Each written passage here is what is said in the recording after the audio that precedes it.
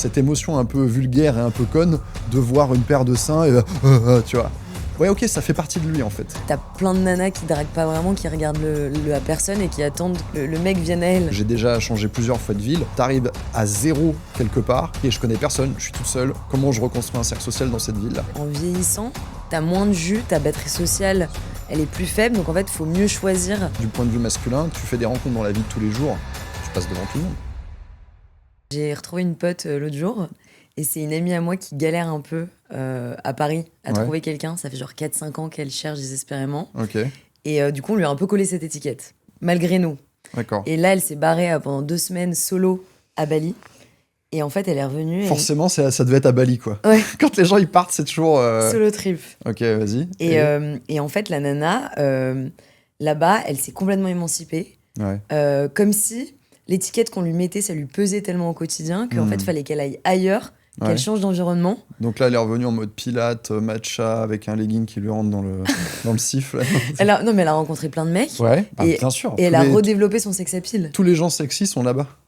En plus. Non, mais moi je vois ça, j'ai des copines, tu vois. J'en ai marre d'ici, ça avance pas pour moi, nanana. Elles veulent aller à Bali. Ouais. C'est le truc, tu vois, elles se disent. Je pense qu'il y a un truc un peu caché là-dedans où ce qui te motive à faire ça, c'est aussi ta vie amoureuse, tu vois. Tu vas pas juste pour.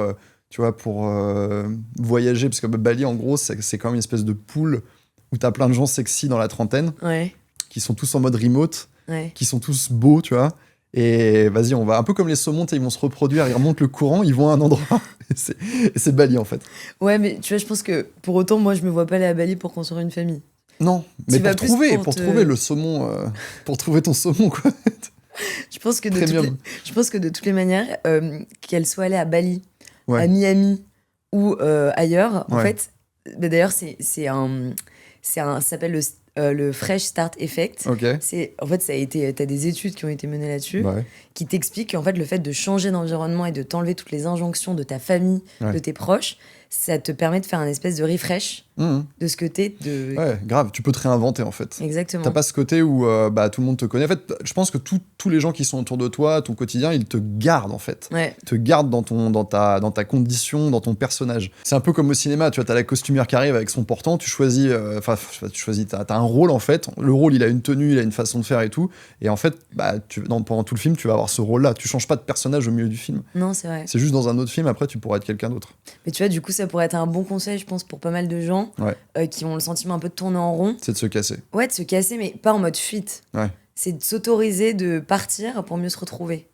Ouais, ou non, plutôt pour se réinventer, je dirais. Ouais. C'est-à-dire qu'en fait, t'en as marre de la version de toi que t'es devenu, et tu sais que ça te ressemble plus, t'as envie d'être quelqu'un d'autre, mais comme tout le monde t'en empêche, faut que t'ailles faire ton évolution ailleurs, en fait. Tu veux pas faire ton évolution sous le nez des gens qui te gardent dans ton truc. Ouais. Donc, Bali, quoi. Peut-être que je finirai par... Après, il y a d'autres endroits, ça pourrait être où pour faire des rencontres, en général, et se réinventer. Ouais, pour se réinventer. Moi, je trouve que les clubs sociaux, genre de sport, d'ailleurs, ça cartonne, l'Irox. tu le vois.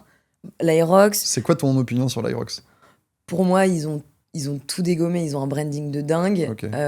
Et ça va dans le sens du côté health qu'on essaye de tout savoir dans nos vies. Le nombre de gens qui arrêtent l'alcool, qui arrêtent de cloper, c'est devenu has-been de fumer. Bien sûr. Je suis pas sûr, ça revient un peu quand même. Putain, moi, les gens autour de moi, ils fument plus. Non, mais je suis toute seule à sortir du resto. Ouais, mais il y a eu une healthy era. Et en fait, de toute façon, t'as des phases, en fait. Donc là, c'est la phase matcha, Irox, pas boire, se coucher tôt, machin. Mais je pense que c'est un truc qui va être temporaire. Moi, il y a un truc qui me saoule un peu, c'est le côté mimétisme un peu mouton. En fait, les gens, ils ont pas vraiment de conviction. Ils se mettent tous à avoir Strava. Ils ont jamais été sportifs avant.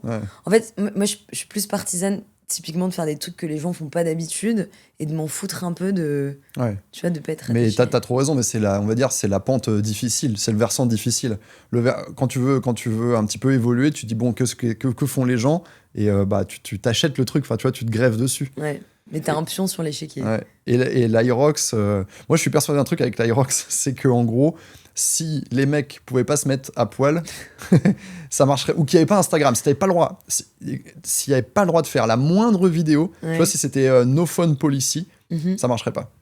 Parce qu'ils mettent tout ça comme photo sur les apps de dating. En fait, ça leur a donné un endroit où en fait ils pouvaient montrer les pecs, ils pouvaient montrer les abs et tout, et autrement, c'est pas légitime à le faire en pleine journée, tu vois. C'est très bizarre. Et ça fait moins kéké. Et ça fait pas kéké, ça va, parce qu'en fait, t'as une raison de le faire, en fait. C'est pas, mais un mec qui se baladerait, tu vois, un mec qui mettrait sur son compte Insta des photos de lui torse nu tout le temps, t'es d'accord que... C'est un sujet. C'est un sujet, tu vois. D'ailleurs, c'est marrant parce que moi, j'en ai pas mal parlé avec des copines qui ont utilisé les apps de dating. Et nous, notre no-go, c'est les mecs qui sont torse nu hors Aerox, du coup, on y vient. Enfin, qui mettent des photos de torse nu. Moi, c'est deal breaker, quoi. Y a pas de sujet. Donc, le mec, en gros, il fait un peu un petit selfie miroir, salle de sport. Non, ça, c'est deal breaker. Ah ouais. Pourtant, c'est le même gars que l'Aerox. Ouais. Tu vois, il fait le même truc. Ah, t'as raison. C'est juste que le contexte est un peu différent, tu vois. L'Aerox, c'est pas genre, c'est pas moi qui prends ma photo et qui la mets pour me montrer à quel point je suis BG. C'est, t'es à l'Aerox, bon voilà, tout le monde est un peu torse nu. Aerox, Barris, c'est la même chose. Tu vois, j'ai des copines, elles vont là-bas, elles me disent, ouais, shirtless guy, machin. Enfin, tu vois, elles sont. Comme toutes les nouvelles salles de sport qui fonctionnent, de Pilates à Paris. En fait, tu sais, moi, ce à quoi je le rattache, c'est que ça te donne une appartenance sociale. Exemple, moi, team, quoi. Exactement, moi je kite beaucoup. C'est vrai que d'un point de vue, le kite c'est très entrepreneur, CSP+. Donc malgré toi, la kiteuse n'est pas la Pilate, l'agri, rien à voir. C'est différent. Deux familles, quoi. Mais t'es rattaché à un peu une classe sociale, un statut social en fonction de tes activités. Ouais. On dit souvent, t'as un starter pack, la meuf qui fait du Pilate, et tac, tac, tac, tac, tac, tu mets les trucs Pilate, matcha, ce qu'elle va porter. Mais pour revenir à ce truc, attends, parce que ça m'intéresse. Avec tes copines, donc vous regardez les profils des mecs. Ok, qu'est-ce que vous regardez d'autre? Donc là, tu regardes. Ok, il n'y a pas de photo de lui en mode. Il n'y a pas de photo cringe où le mec montre son physique. En fait, pour moi, très vite, il faut switcher sur une autre plateforme, notamment Instagram, pour avoir l'envers du décor aussi. Parce que sur des photos, sur des apps de dating, généralement, tu mets des photos tout seul. Et l'entourage. Et le lifestyle, pour moi, ça en dit long sur la personne que tu rencontres. Ouais, bah typiquement, qu'est-ce que le mec... parce que tu peux voir ça sur Instagram. Les gens n'ont pas conscience, mais en fait, t'as un feed pour voir les reels un peu au hasard, mais tu peux regarder aussi tes amis. Qu'est-ce qu'ils ont liké, qu'est-ce qu'ils ont commenté, etc. quoi. Donc, donc, on regarde aussi très vite ça. Et en fait, d'un côté, tu te dis, autant gagner du temps. Tu vois. Autant avoir l'info direct plutôt que de faire 10 dates et de voir que le mec, c'est un vieux mec, quoi. Et du coup, ce qu'on regarde, c'est forcément, est-ce que t'as un compte ouvert ou pas? Le nombre de followers. Ça fait un peu Gen Z de parler de ça. Mais... Compte ouvert, bah en fait, c'est quoi ton opinion là-dessus? Pour moi, ça dépend un peu de ton métier aussi, quoi. C'est-à-dire que nous deux, on a des comptes ouverts, mais après... Mais parce qu'on se veut personnalité publique par rapport à nos activités. Moi, je te dis direct, si mon compte Instagram, il est relié à mon activité, je pense que toi, c'est un peu pareil, mais... J'aurais pas cette activité, j'aurais un compte Instagram privé. Pareil. Il y aurait 3 photos. Bon, peut-être un peu plus, j'en sais rien, parce que j'aime bien prendre des photos, j'ai un petit côté un peu créatif comme ça, mais je posterais pas autant, quoi. Ouais, mais en fait, et tu vois, c'est con, mais il y a aussi un gros sujet de validation sociale. Tu vois, en fait, regarde, je te donne un exemple. Les mecs ou les nanas qui mettent des photos d'eux, genre en maillot de bain, un peu dénudé ou un peu sexy, je vais pas dire que c'est bien ou c'est pas bien, c'est... Qu'est-ce que ça raconte? Pourquoi tu le fais? Et c'est ça qu'il faut essayer de comprendre. Quel est ton projet derrière, quoi? Ouais, c'est quoi l'ambition? Est-ce que tu as besoin d'avoir des likes parce que tu as besoin de te rassurer? Tu as besoin de séduire constamment? En fait, c'est juste creuser le pourquoi. Et parfois, tu peux avoir des bonnes raisons. Oui, parce que moi, de mon point de vue, en tout cas, et ça, c'est vraiment mon opinion perso, mais les nanas qui mettent des photos, des bikini pics, mais où elles vont marquer un autre truc hyper inspirant en dessous... Ouais, mais tu crois... qui tu crois arnaquer avec ton truc? C'est vraiment pour montrer ton corps, tu vois. On le sait, tu vois. Ou quand tu montres que tu vas que dans des beaux endroits, c'est parce que tu vas enfin, notamment pour les filles, je trouve qu'il y a un côté un peu... je suis un peu une croqueuse de diamants. Du coup, j'ai envie d'attirer des gens qui vont être en capacité de m'offrir... tu vois, ce genre de lieu à fréquenter. Ouais, bien sûr. Tu montres en gros, c'est quoi ton univers, où sont tes standards et voilà ce que tu veux. Sac à main, je sais pas quoi, tu mets un sac à main Birkin ou j'en sais rien, tu vois. Ou les endroits que t'aimes bien fréquenter, des avions. Tu sais, le nombre de nanas qui ont des photos dans des jets privés. Ouais, mais c'est pas anodin. Et qu'est-ce que tu penses des mecs qui vont liker? Ça, c'est un truc qui revient souvent. En tout cas, moi, dans mon travail, c'est ce mec a liké telle ou telle nana sur Instagram. Mais des nanas comment? Disons non, des nanas, parce que t'as beaucoup de femmes, je sais pas si tu les vois toi pour toi, mais t'as beaucoup de femmes qui vont faire du contenu qui est vraiment basé sur je suis bonne. Je suis bonne, je suis sexuelle, je suis attirante. Et beaucoup de mecs vont liker ça. Ouais. Et je sais que moi, il y a beaucoup de femmes, mes clientes notamment, même mes amies, tu vois, elles vont se sentir agacées ou insécurisées parce qu'elles voient que le mec, il a mis des likes sur une nana. Peut-être elle a un OnlyFans, peut-être, je sais pas ce qu'elle fait, peut-être qu'elle est mannequin, peut-être qu'elle a un OnlyFans, mais un truc où elle montre son physique, quoi. Qu'est-ce que j'en pense ? Écoute, je me suis déjà posé la question. Et en gros, ça peut arriver une fois de temps en temps. Ouais. Mais si le mec, il suit 30 comptes comme ça. de meufs un peu bonasses, en fait, je vais dire un truc, c'est que ça a forcément un impact sur la façon dont tu vas regarder ton corps, toi, en tant que partenaire. S'il idéalise, s'il est tout le temps en train de liker des nanas qui ont des tailles de guêpe, en plus les photos sont retouchées, etc. Évidemment, ça a forcément un impact sur la façon dont tu vas te pas de regarder. l'IA en plus, parce que t'as beaucoup de comptes. Maintenant, t'as beaucoup de comptes où c'est même pas des gens, en fait, c'est des trucs... ok. Ah, c'est marrant, parce que moi je pense qu'il y a un truc, je sais pas quelle est ton opinion là-dessus, mais en fait si tu veux, il y a un truc qui changera pas chez les mecs, c'est qu'ils sont fortement stimulés, ils voient un joli corps, ils voient une poitrine qui gigote, tu vois, même si la nana elle est pas jolie, mais il y a un côté un peu, ça gigote, tu vois, mais ils ont une émotion comme ça qui est violente, où ils ont envie, tu vois, ils ont envie de liker, tu vois, je valide ça, tu vois. Même si pour autant derrière, ils savent très bien en faisant ça, parce que souvent les femmes elles m'interrogent, mais pourquoi il fait ça ? Parce que tu peux voir sans liker. Comme elles n'ont pas l'émotion, cette émotion brute, un peu violente, un peu coconne, tu vois, qu'elles aiment pas trop chez les mecs, tu vois, c'est... Un peu primaire. Ouais, c'est très primaire, en fait, elles aiment pas, mais c'est la même chose où, on va dire, parce qu'aujourd'hui on a Instagram, donc on voit ce que font les gens, mais avant, je sais pas, les mecs, ils achetaient des Playboy magazine, des conneries comme ça, mais ça partait de la même envie, tu vois, de voir ces choses-là, tu vois. Limite, moi, je me dis, en fait, je préfère savoir à qui j'ai affaire.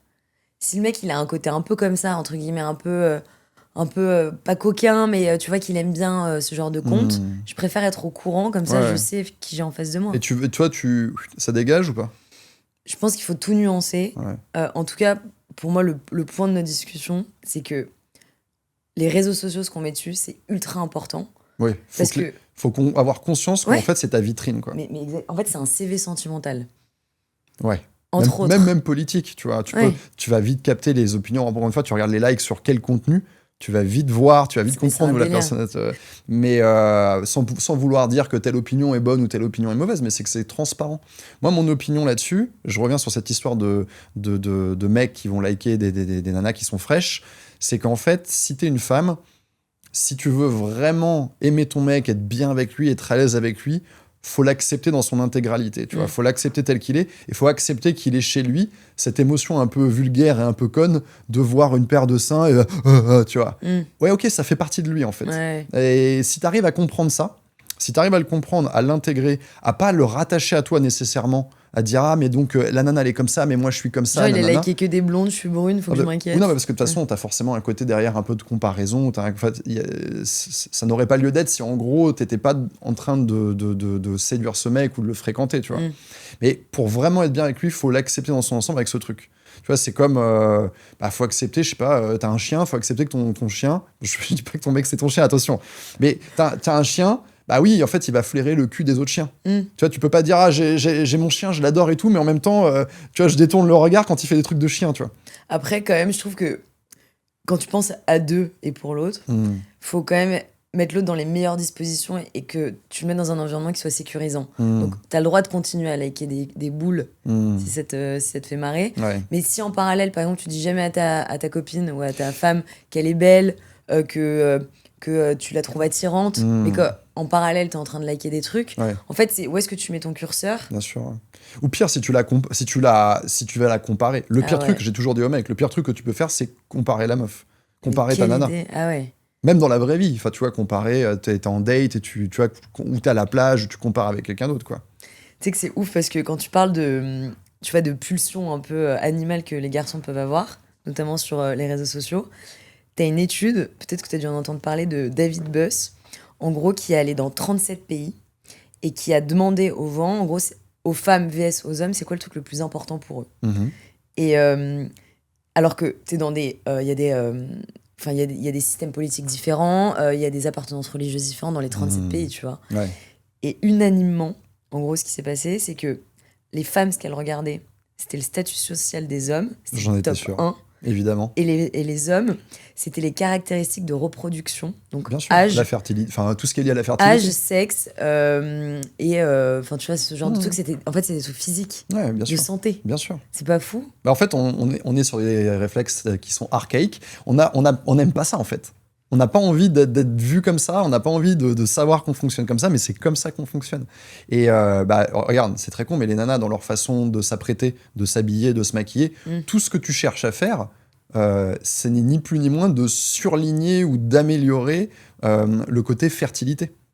Pourquoi les nanas dans un make-up, elles mettent toujours un peu du rouge ici, là? Ouais. Tu sais, toi, en tant que mec, tu regardes ça, tu as plein de vidéos de make-up, la nana, elle parle, la nana, elle met ses produits. C'est du blush, merci. J'avais pas le terme, tu vois. Mais bon, elle met une grosse traînée de rouge, là, bien truc, et puis après, elle le mélange un petit peu pour que ce soit naturel. Ouais. Ça, c'est un signe de fertilité, c'est-à-dire le fait d'avoir les joues un peu rouges, d'avoir du... Tu vois, bien sûr. Le rouge à lèvres, le fait d'avoir les lèvres qui sont plus pulpeuses, qui sont plus... C'est collagène, tu vois. C'est en gros, regarde, je suis jeune, tu vois, c'est plein de vie, tu vois.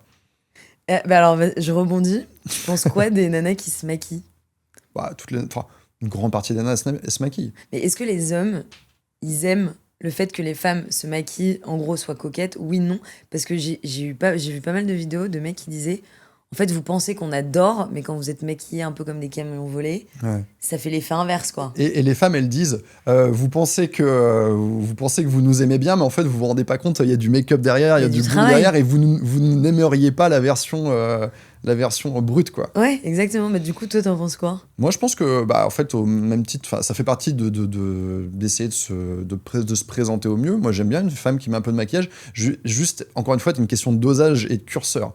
J'aime bien un petit peu de make-up, mais j'aime pas le côté, tu vois, l'oreiller orange, quoi. Ou le col de chemise.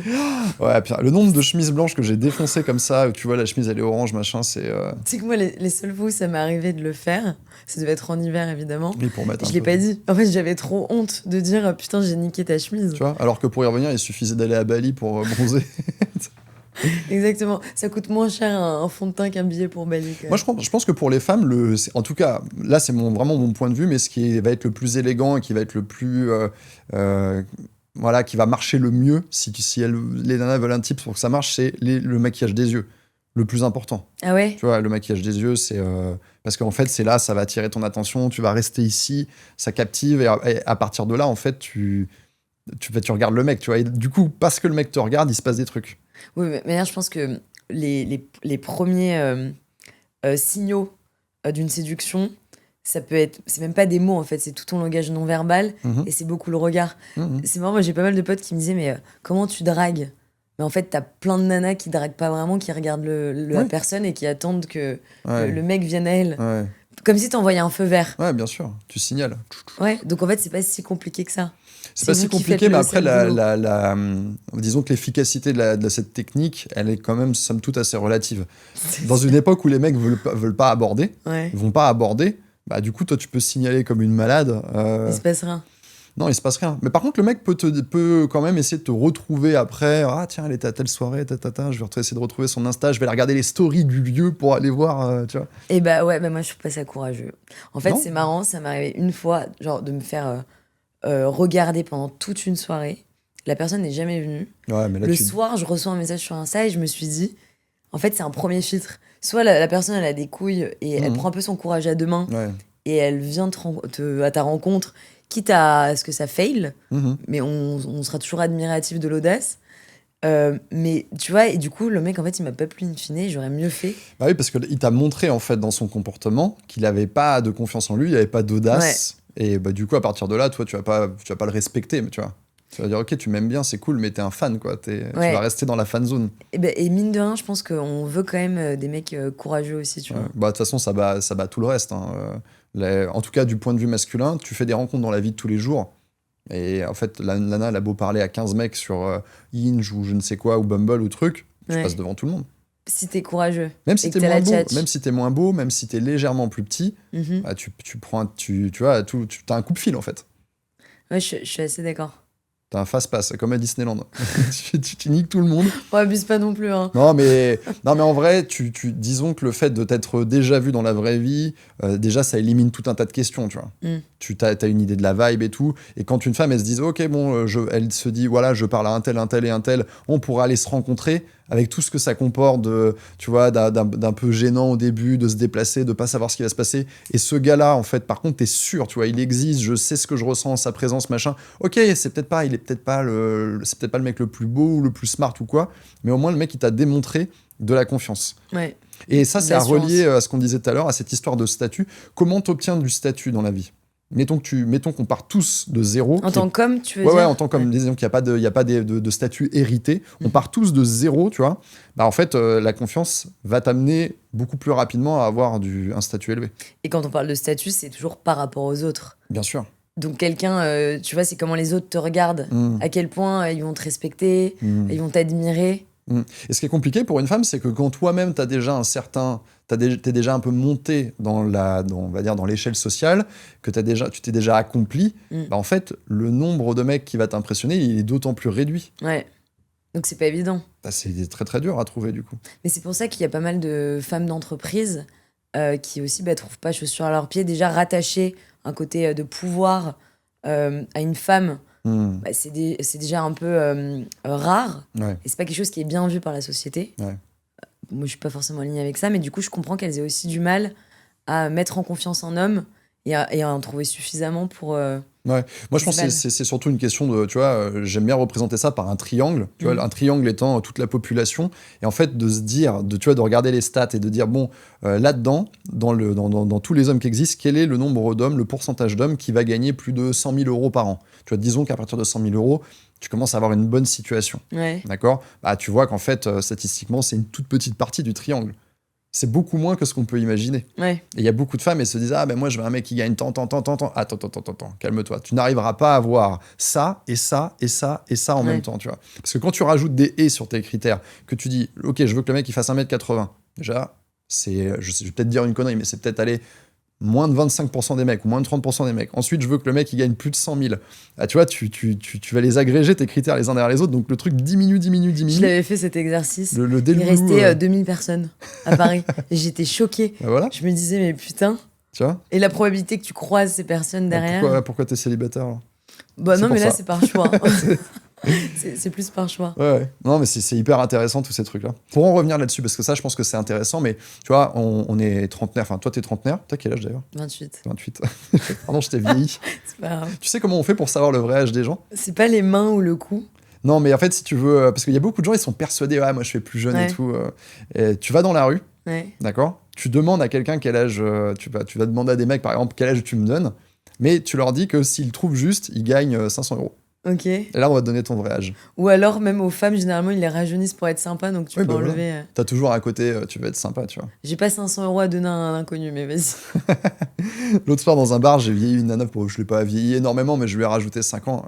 Je lui ai niqué sa soirée. Ah ouais ? Ouais. Putain, bon, on n'a pas le même âge. Bon, moi, j'ai 41, tu vois. Ouais. Mais bon, disons que dans nos manières de vivre, on a des lifestyles de trentenaires. Ouais. Et en fait, c'est un truc, en ce moment, je pense que les gens sont très seuls. À cause des réseaux sociaux, à cause de nos modes de vie, à cause du fait que aussi, il y a eu le Covid, il y a eu le travail, le télétravail, etc. Et en fait, tu as un gros sujet maintenant où les gens, en fait, ils ont du mal à se faire des amis. Ils ont du mal à rencontrer du monde, à rafraîchir leur entourage. Est-ce que toi, comment tu... Ah, toi, tu as toujours vécu à Paris, non ? Ouais, j'ai eu l'occasion de voyager, j'ai vécu un peu à l'étranger. Mais est-ce que tu rencontres des gens régulièrement ? C'est quoi un peu tes tips, toi, pour faire des rencontres ? Bah, moi, je pense que je suis pas un bon exemple parce que je suis ultra extravertie. Donc, en fait, les moments où je vais me recharger, c'est quand je vais être au contact de personnes. Ouais, t'es un vampire, en fait. Non, mais parce que je leur donne de l'énergie. T'as ceux qui en prennent et ceux qui en donnent. Ouais. Mais c'est vrai que je suis pas un bon exemple, mais c'est vrai que t'as raison parce que j'avais lu que genre une personne sur 3 avait pas ou un seul canal de sociabilisation. Ouais. Donc t'imagines, t'es dépendant d'un canal déjà, ou pas déjà, du tout. c'est pas bon. Même, tu vois, imagine, t'as un business, t'es dépendant que d'un canal d'acquisition. Très mauvais, tu vois. C'est l'histoire des œufs dans le même panier, quoi. Exactement. C'est un truc à pas faire. Et du coup, alors, il y a deux trucs, c'est que je pense qu'il y a deux phénomènes. D'abord, quand tu atteins la trentaine, tu as passé tes études, parce qu'il y a les endroits où tu crées tes cercles sociaux, en général, c'est l'école, le lycée, l'université, dans un premier temps, et ensuite le travail. Ton premier taf. Ouais. Parce que tu arrives quelque part, et en fait, d'un coup, boum, tu vas rencontrer 30, 40, 50 personnes. Donc là, tu n'as pas besoin de réfléchir, en fait. Ton cercle social, il se construit de par tes obligations, de là où tu dois être tous les jours. Mais regarde, notre mode de vie, une fois que tu arrives dans 35, tu vois, ton travail, tu connais déjà tout le monde, machin, et après, tout à coup, tu passes en remote, et en plus, dans nos modes de vie, tout est un petit peu, tu vois, la part de virtuel, elle est beaucoup plus grosse. Ouais, et même, t'as la flemme. Je trouve qu'en vieillissant, t'as moins de jus, ta batterie sociale, elle est plus faible, donc en fait, il faut mieux choisir les sorties. Ouais. Et en fait, moi, quand même, mon conseil, c'est de sortir de sa zone de confort. Évidemment que tu préfères mater une série et que tu vas passer une bonne soirée parce que t'es chez toi, cocooning. Mais le fait de se forcer, moi, toutes les fois où je me suis forcée, j'ai jamais regretté. Je sais pas, ça va être con, même aller au ciné. Ouais. Tu vois, je suis un exemple. Même toute seule, tu vas au ciné toute seule. Mais moi, avant, j'aimais pas, maintenant, je le fais parce que je me suis dit, merde, tu parles pas. Ouais. Donc, se forcer à sortir, se forcer, tu vois, à aller courir, ou au lieu de bouquiner chez toi, tu vas bouquiner sur un banc dans un parc. Ouais. T'as forcément quelqu'un qui va s'asseoir à côté. Il y a plein d'activités qu'on fait chez nous. Qu'on peut faire dehors. Ouais. Et ça, c'est un accélérateur de rencontres. Je suis d'accord. Ouais. Moi, je pense que je dis ça parce que je reviens juste de voyage. En fait, j'ai remarqué un truc. Quand t'es dans ta propre ville, t'as une énorme flemme. De tout. De tout. T'es là, tu vois, typiquement, t'es à Paris. Moi, quand j'habitais à Paris, le nombre de fois où, en fait, moi, je restais chez moi, juste, ah non, flemme d'aller là-bas, je commençais à calculer, vas-y, c'est trop loin, vas-y, il pleut. Et quand t'es dans une autre ville, mais ça disparaît totalement. Ouais. Tout à coup, t'es méga saucé pour aller faire tel musée, pour aller tester tel coffee shop, tu veux tout faire dehors, en fait. Ouais, t'essaies de rentabiliser. Je crois que, ouais. Tu vois, même le fait de faire des choses seul, parce que quand t'as 30, genre même 40 ans, la réalité, c'est que tes potes, ils vont aussi beaucoup se concentrer sur leur relation de couple, etc. Donc, ils ont déménagé. Ouais, beaucoup. Ouais, beaucoup. Enfin, moi, j'ai mes potes de lycée, d'enfance, d'université. Il y en a un à Hong Kong, il y en a 2 au Canada, il y en a... Enfin, tu vois, ils sont un peu partout, quoi. Ouais. Donc, en fait, oser aller seul faire des trucs à plusieurs, je te donne un exemple. Moi, j'ai été contactée par une nana qui m'a dit, je lance un groupe de paddle. Ouais. Viens. Et j'ai pas besoin de potes. Je me suis dit, c'est cool, c'est autour du sport. J'y suis allée, j'ai rencontré des filles exceptionnelles. Ouais. Ces gens-là, ils vont me réinviter à des dîners. Et tu vois, donc, quand tu demandes des tips, je pense qu'il faut que ça soit aussi en lien avec des trucs que t'aimes faire. Ouais, bien sûr. Des petites passions, quoi. Ouais, bien sûr. Mais comme tu dis, même si t'aimes pas le paddle, par exemple, je peux comprendre qu'il y a des gens qui aiment pas ça. La poterie. Mais tu vois, même d'aller voir un musée. Ouais. En fait, il faut se dire, moi je l'ai vécu parce que j'ai déjà changé plusieurs fois de ville. Tu t'arrives à zéro quelque part. Et en fait, c'est là où t'es heurté de plein fouet par cette problématique de ok, je connais personne, je suis toute seule, comment je reconstruis un cercle social dans cette ville-là ? Mais là, t'es obligé de te sortir un peu les doigts de. Il y a un truc qui est hyper important, faut avoir un lieu. Faut avoir un lieu, je dirais idéalement un lieu du jour et un lieu du soir, où en fait tu vas pouvoir aller passer du temps. Un club de striptease ou... Par exemple, un bordel, tu vois, typiquement, en Espagne, il y a beaucoup de bordels, ça c'est très bien. Ah, il y en a encore ? Ouais, je pense. Je pensais pas. Je sais pas, on m'a dit. Ah oui, voilà, comme par hasard. Mais non, si, il y en a. Et d'ailleurs, un truc très rigolo, amusez-vous à faire ça chez vous, à ceux qui regardent, mais tu vas sur Google et tu regardes les notes que les gens laissent, les avis Google sur les bordels. Ok. C'est très drôle à lire. Ça doit être marrant. Ouais. Même sur les clubs échangistes ou ce genre de choses. Ah ouais, j'ai pas regardé ça. Ouais. On regardera après. Qu'est-ce que je disais du coup ? Avoir un lieu. Oui, il faut avoir un lieu de vie, enfin un lieu où tu peux aller sociabiliser. En tout cas, tu peux aller faire tout ce que tu ferais chez toi, mais tu vas aller le faire dans ce lieu-là. Typiquement, je pense à des trucs comme ça marche très fort dans les grandes villes, les members clubs, tu vois, les Soho House, ces choses comme ça. Ouais. Il y en a plus, le Racing Club, machin, il y en a plusieurs à Paris. Dans les grandes villes, il y en a plusieurs. En fait, c'est des lieux, c'est des troisièmes lieux où en fait, t'es pas chez toi. T'es pas au travail, t'es dans ce lieu-là, et c'est ok d'y rester longtemps, tu peux glander, et tu vas pouvoir sociabiliser. Moi, ça m'a vraiment aidé d'avoir ce truc. Alors oui, souvent t'as... C'est cher. Ouais. Bah voilà, c'est ça. Mais bon, quand c'est gratuit, c'est toi le produit, tu vois. C'est une bonne phrase. Ouais, c'est vrai. Mais en fait, c'est vrai que des fois, les gens sont réticents. Mais je vais te dire, le paddle, faut payer aussi. Tu vas pas aller jouer au paddle gratuitement. Ouais, mais ça reste des sports accessibles. Tu vois, c'est 12 balles pour réserver ton terrain. Je suis d'accord. Et question, tu en penses quoi, toi, des boîtes de nuit ? Parce que je vois souvent des vidéos. Fini, ça, je suis trop vieux pour les boîtes de nuit. nuit. Alors, moi, je suis pas d'accord avec toi. Et c'est ça qui est amusant, c'est que t'as pas mal de gens qui disent jusqu'à quel âge c'est ok d'aller en boîte de nuit. Parce que ça reste un lieu de rencontre. Ouais. Et d'ailleurs, c'est quand même vite sexualisé une boîte de nuit, tu vois, parce qu'il y a de l'alcool, il fait noir. Ouais, bien sûr. Les gens, ils vont souvent dans une démarche. Ça, mine de rien, ça aide, hein, franchement. Je pense que les gens. Tu vois, t'as plus fait. En fait, il y a un truc où, en fait, les boîtes de nuit, le fait de boire, le fait de fumer, le fait de danser, le fait qu'il fasse noir, à un moment donné, oui, ça va accélérer le process, quoi. Bah ouais. Les gens vont plus souvent faire l'amour, typiquement, pour dire les choses, que quand t'es sur les apps de rencontre, machin, où là t'es vraiment en pleine conscience du process, oui, non, je doute, j'en sais rien, et en fait tu te fais pas d'expérience. Non, mais c'est pour ça, moi, franchement, j'encourage les gens à pas se dire je suis trop vieux, je suis trop vieille pour aller en boîte, parce que t'as quand même des clubs où t'as des moyennes d'âge qui sont plus élevées, avec d'autres standings, et c'est pas forcément. Tu vas pas faire des rencontres de gens qui sont dépravés, tu vois, c'est pas vrai. Je suis d'accord. Il y a un truc que j'aime bien, je vois pas trop ça à Paris, mais tu vois, j'étais par exemple passé quelques jours à Ibiza. En fait, là-bas, t'as une culture un peu du DJ là-bas. Bon, c'est très DJ machin, mais c'est apprécié un peu comme une forme d'art. Ce qui fait que quand tu vas dans un club type DC10, la Circo Loco ou certaines soirées, en fait, t'as un peu tout le monde. Tu vois, c'est très représentatif t'as autant de 18 ans que de 60 ans. Mais c'est quel kiff. C'est trop bien. La mixité. Et t'y vas beaucoup plus décontracté, du coup. T'es pas obligé de te sursaper, t'es pas obligé d'être en main character, là, tu sais. Non, t'y vas, en fait, tu vas juste écouter quelqu'un, quoi. Et en parlant de différence d'âge, toi, par rapport parce que aujourd'hui, tu coaches quasiment que des femmes, est-ce qu'elles te parlent du fait qu'il y a un peu un espèce de mouvement d'hommes qui veulent fréquenter des femmes plus jeunes et les filles que tu vois qui en souffrent? T'as toujours été un peu comme ça, je pense. Les hommes, ils ont souvent voulu fréquenter des femmes. Ça en revient à ce qu'on disait sur la question de la fertilité. Putain, ouais. Parce que quand t'écoutes comment les femmes, elles vont l'expliquer, elles vont dire oui, mais c'est parce qu'en fait, elles sont plus manipulables, influençables, impressionnables. Je suis pas sûr, en fait. Hein. C'est pas lié à ça. Je pense que si les femmes étaient des hommes, je sais pas, t'es un homme de mon âge, tu vois, 40 ou 45 par exemple. Parce que souvent elles disent ah mais oui, regarde lui, il est moche et tu t'es regardé, machin. Mais imagine, t'es une femme, t'es un homme de 45, essaye d'aller séduire une nana super fraîche de 24 ans. Ouais, c'est pas évident. Je peux te garantir que ton taux de succès va être très très très très faible. C'est pas plus facile, hein. C'est plus difficile. C'est beaucoup plus facile, quand t'as un mec de 45 ans, de séduire une femme qui va avoir peut-être un peu moins ton âge ou un peu plus. C'est beaucoup plus simple. Ouais, bah après, je pense qu'on lève le bouclier pour d'autres raisons, tu vois. Oui, voilà, mais parce qu'après, ça re-questionne toi-même où t'en es dans ta vie. Ah bah oui, je suis peut-être un peu plus vieille. Bah, en fait, il y a peut-être des opportunités qui sont moins accessibles pour moi. Et c'est un peu cruel, mais la vie est comme ça. C'est très cruel aussi pour les mecs que quand t'as entre 15 ans et 25 ans, on te donne pas l'heure. Ouais, c'est vrai. ta sexualité, tu dois faire des pieds et des mains. Ta sexualité, c'est ça, tu vois.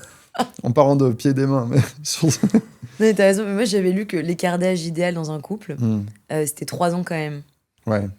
Parce que t'as des références communes. Tout à l'heure, on parlait de références à la télé. Tu vois, même on parlait de forêt ensemble, etc. Mais 3 ans, c'est bien. Et il paraît qu'en fait, plus ça augmente, plus statistiquement, t'es susceptible de...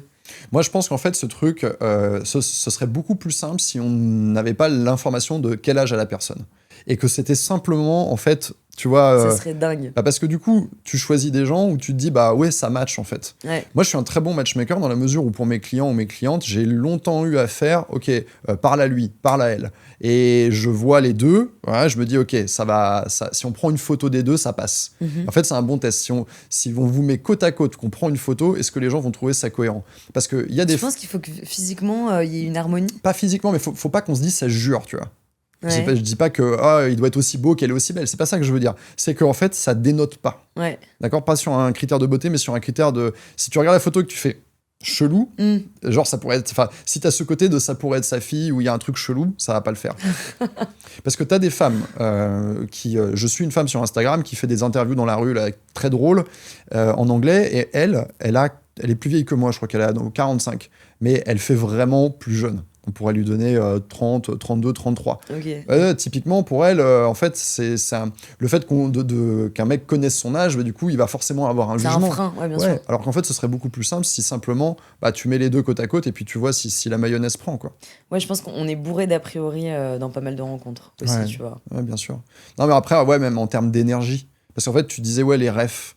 Mais tu peux avoir un mec plus jeune ou plus âgé qui va avoir les mêmes rêves, mais même s'il a 10 ans d'écart, il peut, parce qu'il l'a cultivé par son mode de vie. Et donc, ou pas un grand frère, une grande sœur. Ou c'est l'énergie que tu as, en fait. Tu vois, c'est l'énergie que tu vas avoir. On connaît tous, par exemple, des gens qui ont 50 ans, mais qui ont une énergie, on dirait qu'ils en ont 30. Tu vois.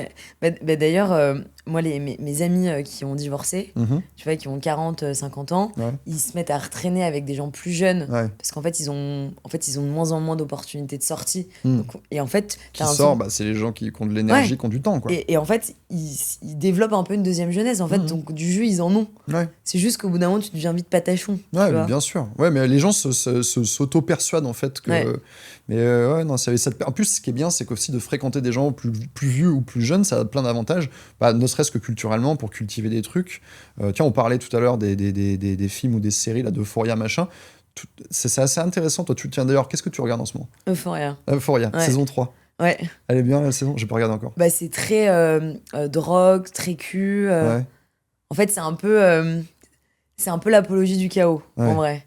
C'est assez marrant. Moi, j'ai vu les 2 premières saisons. J'ai beaucoup aimé. J'ai eu un peu de mal au début. J'ai trouvé ça c'était un peu trop sombre, un peu trop, tu vois. Pesant. Et c'est assez marrant parce que l'autre jour, j'ai vu passer... je sais pas pourquoi d'ailleurs sur Instagram, mais tu vois, il y a pas mal de rétro nostalgie des années 90, 2000, machin. Et il y avait l'acteur principal du film American Pie qui disait aujourd'hui, on pourrait pas refaire American Pie. Tu l'as vu toi ou pas ? C'est un peu. Il y en avait plusieurs en plus. Il y a dû en avoir 10, j'en sais rien. Mais tu vois, ces films-là, en fait, autant tu mets Euphoria à côté, c'est des films qui sont destinés aux teenagers. On va dire le public d'Euphoria, ça vise plutôt tu vois, les 18 ans, 23 ans, 25 ans, parce que c'est là où tu te retrouves. American Pie aussi, mais en fait, ce qui est marrant, c'est que aujourd'hui, si tu montrais American Pie à la Gen Z, je crois qu'il y a eu ce truc-là, ils trouvent ça problématique. Ouais, je suis assez d'accord. Or, Euphoria, pour moi, ça s'adresse aux mêmes personnes, mais c'est beaucoup plus trash, beaucoup plus sombre. Tu vois, pourquoi il y a ce truc-là, quoi ? Ouais, mais parce qu'en fait, même si c'est un peu inquiétant, c'est à l'image de la société. Parce que pour ceux qui connaissent pas Euphoria, en gros, c'est des jeunes qui vont explorer, qui vont rater, qui vont avoir des sujets de crise identitaire, qui vont avoir du polyamour. Ouais, d'abus sexuels, qui vont douter de leur sexualité. Ouais, mais en fait, c'est con. Mais ça c'est beaucoup plus rapproché de ce que tu vis en étant adolescent, à mon sens. Aujourd'hui ? Ouais, aujourd'hui. Et c'est ça, en fait, t'as un énorme gap générationnel que je pense beaucoup de gens ne mesurent pas. Mais en fait, pourquoi Euphoria, ça marche ? Parce qu'en fait, quelqu'un qui a 18 ans aujourd'hui s'identifie, se retrouve. Il dit « Ah, ça, c'est mon univers, ça me parle. » Mais à mon époque, on m'aurait montré Euphoria, j'aurais fait des cauchemars, tu vois. Parce qu'en fait, mon univers, il était beaucoup plus proche d'American Pie. Mon lycée, mon truc, ma fac. Et ça raconte 2 modes de vie totalement différents, tu vois. American Pie, je pense que t'as un côté, et je pense que, après, je dis ça, j'en sais rien, mais d'ailleurs, les gens, vous pouvez commenter, dites-moi ce que vous en pensez en commentaire, mais en gros, t'avais ce côté où ça montrait un groupe plutôt de mecs qui étaient omnubilés par la sexualité, faire l'amour la première fois, nanana, comme une sorte de rite de passage. Tu vois, tu passes tu deviens adulte, et c'est le truc de découverte de la sexualité avec beaucoup de honte. Après, c'est très américain, en plus, t'as ce côté honteux, machin, un peu humiliation et tout. Et ça parle pas de drogue, ça parle pas de violence physique, ça parle pas de tout ça, en fait. Non, ouais, c'est plus censuré. Ouais, c'est plus censuré. Mais t'as des trucs en même temps qui... Enfin, je pense que ça, c'est ce qui passe pas, effectivement, c'est que t'as des blagues un peu homophobes, t'as des trucs où, à un moment donné, il y a une nana qui va être filmée à son insu par une webcam, et ça fait rire tout le monde. Enfin, tu vois, il y a un côté un peu comme ça. Parce qu'à l'époque, ils avaient moins ces problématiques-là. Mais Euphoria, par contre, c'est pas tellement... Il n'y a pas cette question de découverte de la sexualité, c'est tout de suite... c'est dedans. T'es déjà acté. dedans, en fait. Ouais, c'est acté. Et t'es déjà dans une consommation de drogue également. Et de toutes les manières, on est dans une ère où la sexualité, elle a pris une place énorme, ne serait-ce qu'avec les plateformes de monétisation. Le fait qu'il y ait des gens très jeunes qui soient sexualisés. Tu vois, je prends l'exemple de la fille de Nicolas Sarkozy. Elle n'a pas fait... un buzz sur TikTok parce qu'elle danse bien la cucaracha, là, ou je sais pas quoi. C'est parce qu'en fait, elle est avec du push-up, elle a du maquillage et des faux cils et qu'elle est sexualisée alors qu'elle a 13 ans. Tu vois ? Donc, moi, je peux aussi comprendre que ce soit du coup devenu un sujet. C'est pour ça que les gens couchent moins ensemble. Parce qu'en fait, on nous bombarde tellement de sexe toute la journée que je trouve c'est pas mystérieux en fait. T'as pas ce côté, ah, je veux découvrir, tu vois. T'as du cul partout. Ouais. Et du coup, t'es en mode. Alors que t'en demandes pas. Ouais, je suis d'accord. Et pareil sur Euphoria, je pense qu'en fait, t'as pas ce côté passage à l'âge adulte. T'es déjà paradoxalement un adulte. Même si t'as 17-18, enfin je sais pas, ils ont quel âge dans la série? 17-18, 16-17, c'est high school. Ouais, exactement. Donc, ouais. Et en fait, dans ta vie, le lycée, t'as déjà en fait des grosses problématiques d'adultes. En fait, tu vois, par exemple, je sais plus comment elle s'appelle dans la série Zendaya, comment elle s'appelle Amy, non, je sais plus. Non, je sais plus son prénom, bref. Mais elle est dans une problématique avec sa mère, mais en fait, t'as l'impression que c'est une problématique de deux adultes, tu vois. Donc en fait, ta vie est déjà merdique. J'ai un côté un peu comme ça. Ouais, t'as un côté, en fait, c'est pas solaire. Autant les films type American Pie, oui, c'est très cucu, c'est un peu pipi caca, machin, mais il y a un côté chaleureux où tu sens qu'il y a une sécurité globale. T'as pas une boule au bide. Ouais, voilà, t'as pas une boule au bide, t'es pas obligé de prendre tu vois, de prendre des antidépresseurs et compagnie, de fumer des joints et tout machin. En fait, globalement, t'es quand même en sécurité. Les parents sont par là, machin, tout ira bien, en fait, au final. Ouais, mais regarde, honnêtement, ça sert à rien de faire l'autruche. Quand tu regardes le nombre de gens qui sont sous antidépresseurs aujourd'hui, tous les contenus de développement personnel, en fait, les gens, ils ont... J'ai le sentiment que la société... tu vois, les gens vont voir des psys, ça se faisait pas avant. BetterHelp. En fait, ouais, t'ouvres des portes. T'as vu ce scandale avec BetterHelp ou pas? Non, raconte-moi. En fait, pour ceux qui connaissent pas BetterHelp, c'est une grosse plateforme de thérapie. En ligne. Voilà, en ligne. Donc ça, au lieu d'aller voir ton psy dans son cabinet, dans son bureau, en fait, tu t'inscris sur une application. C'est une application, évidemment, c'est un abonnement. Ouais. Tout est sous abonnement d'ailleurs aujourd'hui. J'en ai ras le cul de ça. Autre sujet, mais... Et surtout que tu oublies de cut tes abonnements à chaque fois. C'est le principe. Une grosse part du chiffre d'affaires des sociétés qui fonctionnent en recurring, c'est les gens qui ont oublié ou qui ont mis leur carte bleue puis qui ont loupé la date de désinscription. Là, tu Exactement. Ouais, non, il y a eu un scandale là-dessus parce qu'il y a eu forcément, qu'est-ce qui s'est passé? Enfin, forcément, malheureusement. En gros, ça collecte plein de données très privées, évidemment, puisqu'on touche à la sphère intime, à la santé, etc. Ils ont revendu les données à Facebook, à Snapchat. Et puis en fait, il y a eu une enquête et en gros, ils ont préféré payer 10 millions pour dire 10 millions pour dire non, pas d'enquête, c'est bon, allez. 10 millions, terminé, tu vois. Lunaire. Settlement. Putain, je savais pas. Et surtout que tout ce qui touche à la santé mentale, en fait, tu sais que les gens sont déjà fragiles. Donc je trouve que c'est des targets qui sont encore plus faciles à aller, à qui vendent des trucs ou à qui appuyer, tu vois, sur qui appuyer. Alors que les gens, tout simplement, ils iraient faire un paddle. Voilà. Tu vas courir. Et non, mais en vrai, c'est vrai, c'est con, mais en fait, t'es mal dans ta peau, machin, bouge, déplace-toi, va faire un truc, agite-toi. Ouais. En fait, tu verras et entoure-toi bien, surtout. Ouais, entoure-toi bien. Ça me paraît être une bonne conclusion. Ouais, carrément. Entourez-vous bien, mettez un like sur cette vidéo, abonnez-vous à la chaîne, évidemment. On se retrouve bientôt pour un nouvel épisode. Merci, bye bye. Ciao.